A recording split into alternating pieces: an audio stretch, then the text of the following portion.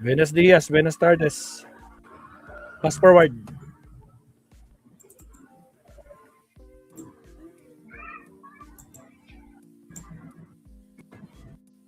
Caballeros, kung sa James Bond ito, Senate President Alan Peter Cayetano has survived to live another day or to fight another day.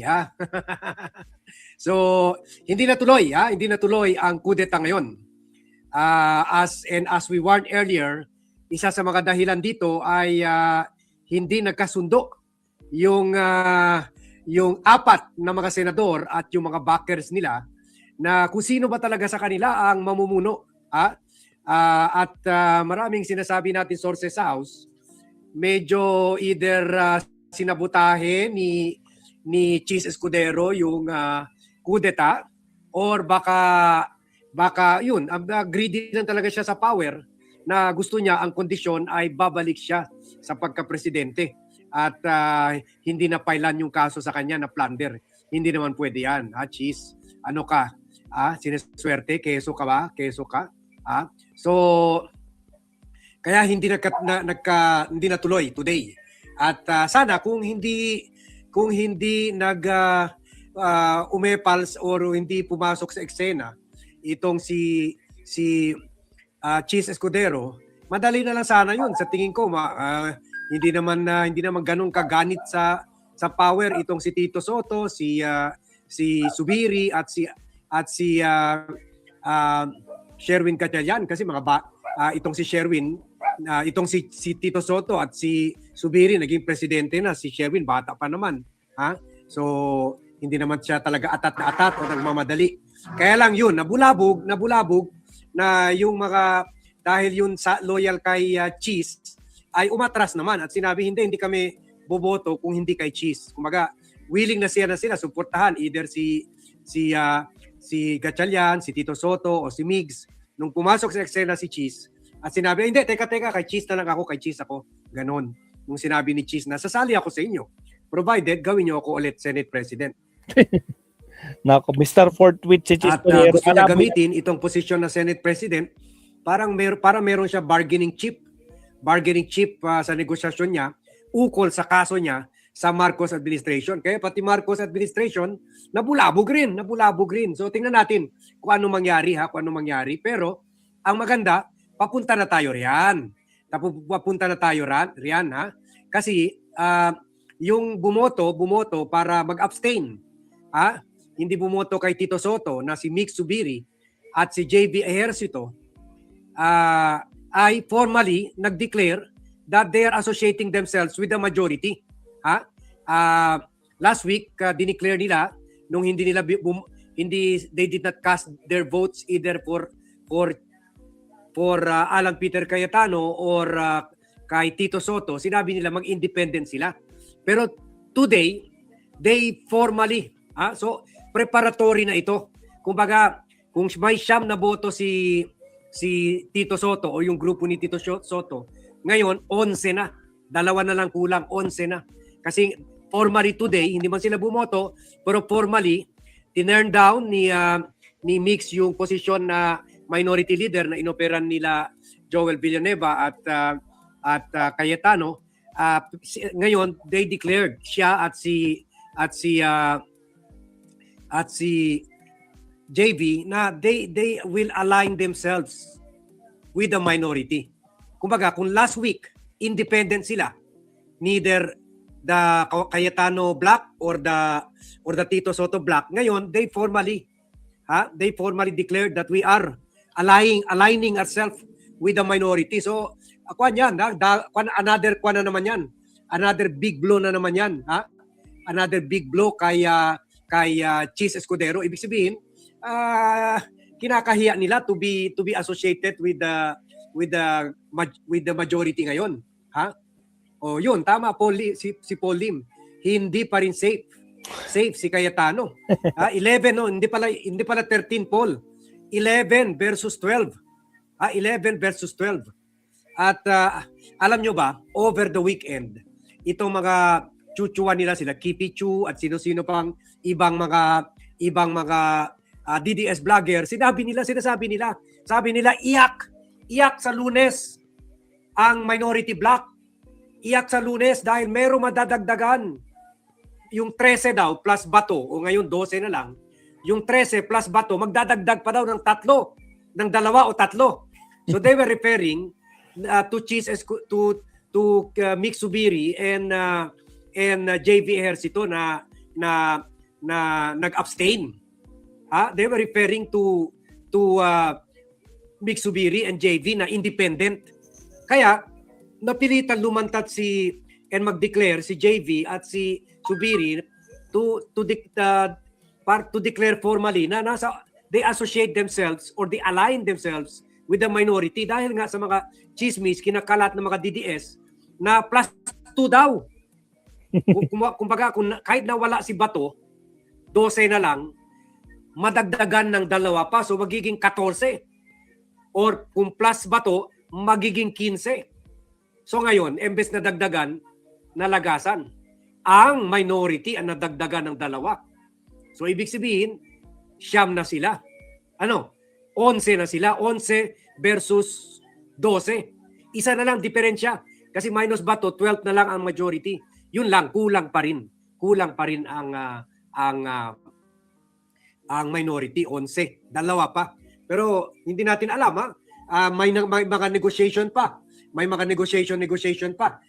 Hindi pa ito. This is not the end of it. This is not the end of it. So, tulad ng sinasabi natin, uneasy is the head that wears the crown. Sa mga medieval period ito, kaya may kasabihan na ganyan sa Shakespeare dahil yung mga king, pinupugutan talaga ng ulo.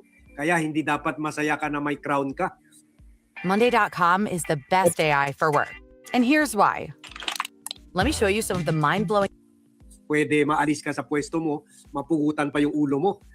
So yan, kaya relax lang tayo, pero always tayo, we go for the blessing in disguise. Okay, naudlot yung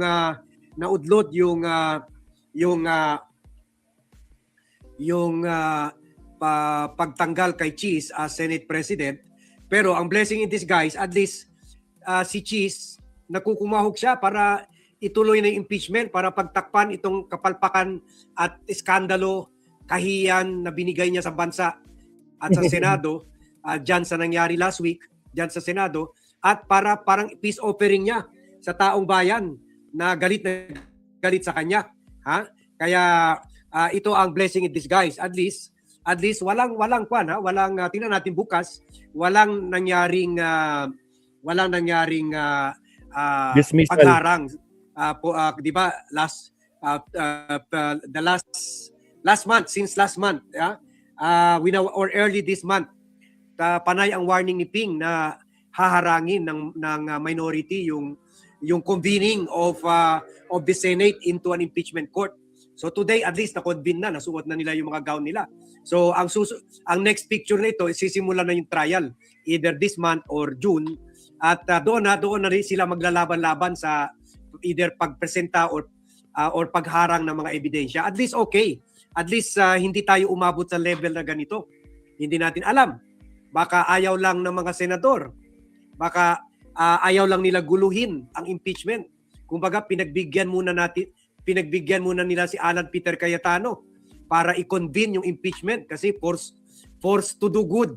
Forced to do good si Alan dahil unpopular siya, pati yung opposition forced to do good, or sabi pa ng mga JJ Mon, forced to good. Kumbaga napilitan gumawa ng tama, and which is the convening of the impeachment court.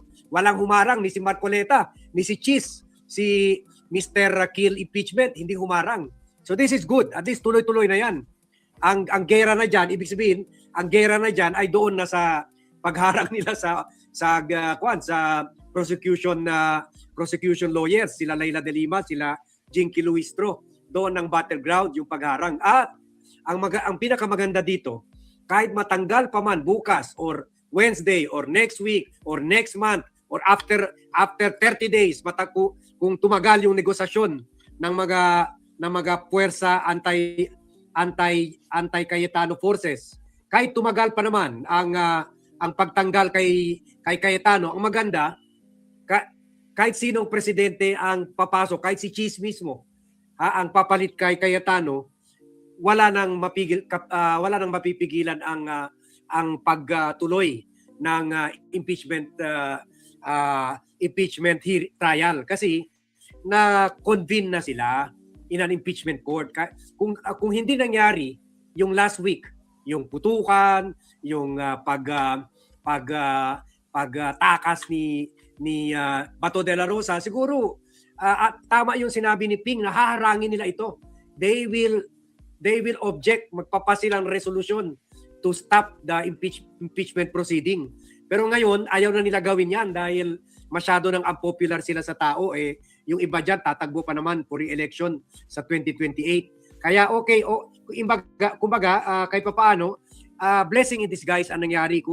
Kumbaga, kahit papaano, dahil sa itong kudeta nila, at yung nangyari kay Bato, parang nabigyan pa nakatulong pa si Bato para ma-proceed na yung impeachment. The impeachment train is now on the way. Tuloy-tuloy na ang takbo niyan. Unless lalabas na naman ng TRO ng Supreme Court, which I doubt pwede nila ilabas yung TRO kung hindi pa na-convene. Pero ngayon na-convene exclusively sa Senate na ang trabaho yan, ang impeachment process, impeachment trial. So, okay yan. So, at least, ito ang blessing in disguise. Kumbaga, siguro, plano rin, hindi natin alam, plano na rin ito ng mga minority senators or anti-Sara senators para wag muna bulabugin ang impeachment process. Ituloy muna. Ipa-convene muna yung impeachment process, impeachment court, and then saka tanggalin si Alan Peter Cayetano. And anyway, kasi kung natanggal si Alan, baka may haharang pa ulit diyan sa sa impeachment. So okay lang to. Panalo pa rin tayo. Okay lang, i-allow natin si Alan, at least yung sinasabi niya na kanina baka siya magiging shortest serving senator. At least siya mismo sinabi na after daw sa kanya, meron din Senate President na nag-serve for 9 days lang. So sabi niya baka lalampasan ko pa yung 9 days. So tingnan natin, baka lalampasin niya. At least ngayon, hindi 1 week. 1 week Senate President na siya. At least 8 days Senate President. One day na lang, malampasan na niya yung shortest. So at least, hindi siya ang shortest. Baka pinagbigyan lang siya ng mga kapwa-senador niya para hindi naman siya maging shortest serving senator. Second shortest serving senator. So okay na rin ito. Panalo pa rin ang taong bayan dito. This is still a win.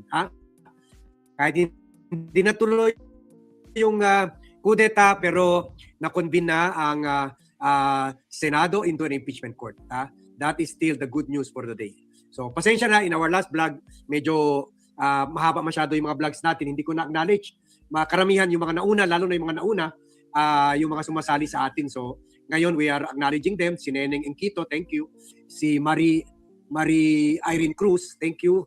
Maria Javier, Edgardo Salazar, John Centeño, salamat. Ricky Ballero, Vicky De La Paz, Evangeline Chay, Roel Ayag, si Jimmy Palaroan. So, proceedings or hanggang Congress lang tayo, hanggang hearing lang tayo sa Committee on Justice, and then napunta sa pagboto sa referral sa Senado. Akala natin hanggang doon lang, baka papatayin bago ma-convene into a impeachment court. Ngayon na-convene na. So this is a big win pa rin. Kaya okay lang. Andyan ka muna, Alan. Andyan ka muna.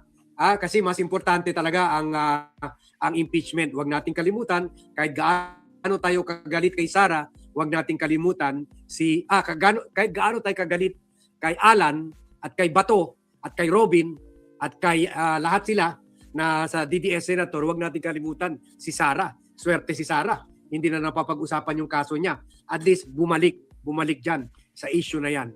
Na yan talaga. Kasi dapat alisin na talaga yan. Delikado yan. Hanggang nandyan siya. Second in command kay President Bongbong Marcos. Anything na mangyari kay President Marcos, presidente yan. And that will be disastrous for the country. So okay lang. Let Alan enjoy his additional days or weeks or months. Wag naman, 1 month, wag naman. But the end is near. Lalo na 11-12.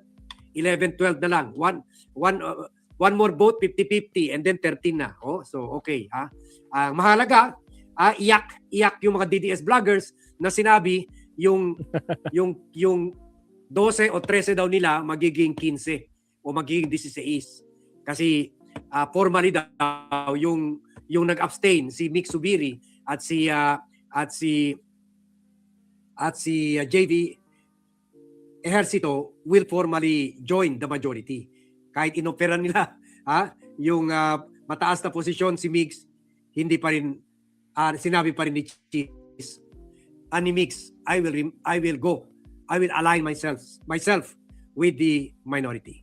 O sige, nagkamali na naman si Bat. Pagod na. O sige, siguro dito na muna tayo. Pagod na si Sir Bad. Salamat, Sir Bad. Oh, grabe. So, nagkaroon lang ng problema dito kay Tito Sen, Zubiri, tsaka si Cheese, tsaka si Gatchelian. Bakit nawala na si Kiko Pangilinan? Sir Bad. Diba? Although sinabi ni Kiko Pangilinan, wala siyang plano. Amos,